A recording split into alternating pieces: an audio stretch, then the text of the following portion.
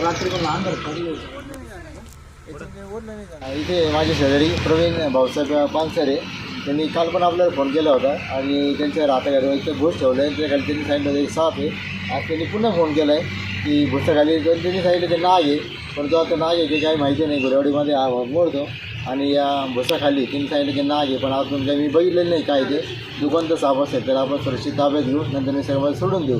पण अशा प्रकारचे जे भूस आहे तिथे बघितलं तुम्ही की या भूसला एक विशेष प्रकारचा ओलावा असतो आणि या ओलावामुळे या वासाने उंदीर त्या घेण्यात येतात.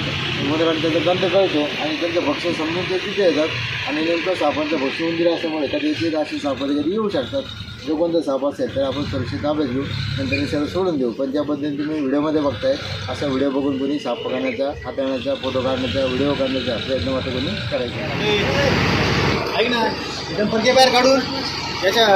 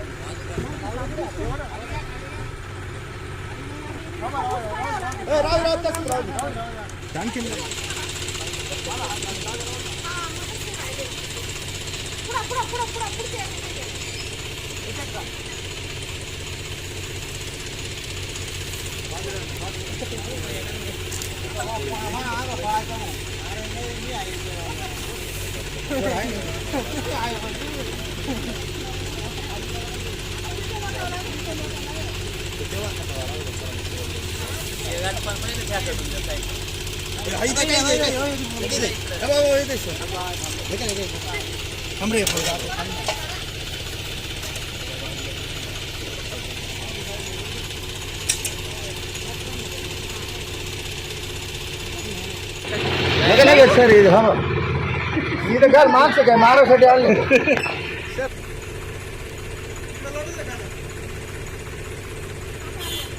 हळूच बरं का सर.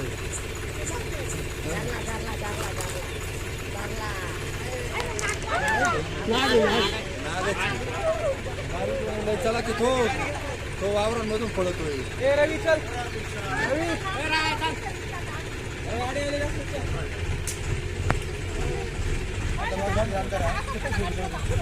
इथे समोर तुम्हाला दिसत आहे की जवळून जर आपण पाहिलं तर साधारणपणे तो एक 4-5 दिवसापासून या ठिकाणी तो बसलेला असणार आहे.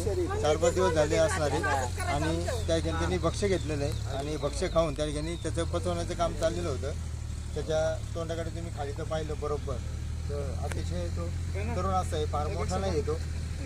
आणि त्याच्या मानेकडची बाजू जर पाहिली आपण तर मानेकडे तुम्हाला निळसर आणि काळसर थोडासा भाग दिसतोय, 2 डाग दिसत आहेत. लोकांना असं वाटतं ते विष आहे, ते विष नाही आहे. तर विषारी सापांच्या डोळ्यांच्या मागे विषग्रंथी असते, त्याच्यामध्ये विष असतं. आणि समोरचा भाग आहे तर ते डिझाईन आहे. मागच्या बाजूला जर तुम्ही पाहिलं तर लोकांना असं वाटतं 10 चाकडं नाही आहे, तर ते स्पेक्टेकल मार्क आहे. आणि स्पेक्टेकल मार्कमुळे असं वाटतं की ते 10 चाकडं आहे की काय, पण 10 चाकडं नाही आहे. आणि म्हणून त्याला स्पेक्टेकल मार्क कोब्रा असं म्हटलं जातं, इंडियन स्पेक्टेकल कोब्रा. विषारी वर्गातला हा साप आहे. आणि आजूबाजूचं नागाच्या समोर गेलं तर ते चिडखोर असतात आणि जमिनीवरती ते वारंवार फणा आपलं आपल्याला ते सावध पण करत असतात. पण आपण जर नाही ऐकलं तर ते मात्र आपल्यावरती आक्रमण करू शकतात. त्याला आपण सुरक्षित घेतोय ताकद ठीक नाही आहे तर आपण त्याला बॉटलिंग करतो आणि बॉटलिंग करून त्याला आपण घेतोय ताकद.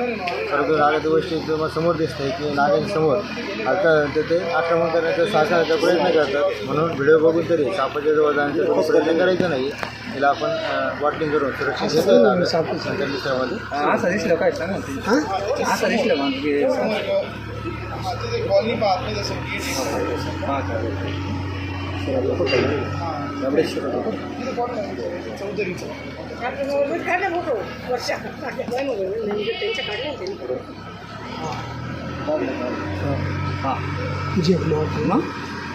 मग झोप मारायचं रात्री पण असंच. तरी काय नाही झालं अहो आम्ही रात्री वाट पाहिजे सरांची माहिती का. हे रात्री उचकला असताना तो रात्री सापडला.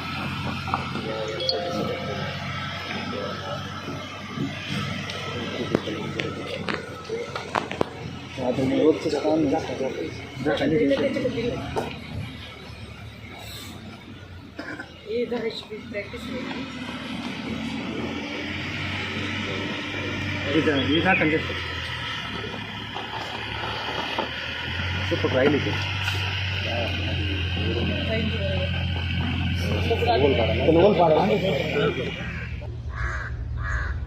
प्रवीण भाऊसाहेब पानसरे गुलेवाडी यांच्या राहत्या घराजवळ जनावरांच्या भुसाच्या बोताखाली जो आपल्याला नाग सापडला होता, या नागाला आपण त्याच्या नैसर्गिक आदिवासामध्ये या ठिकाणी सोडून देऊ.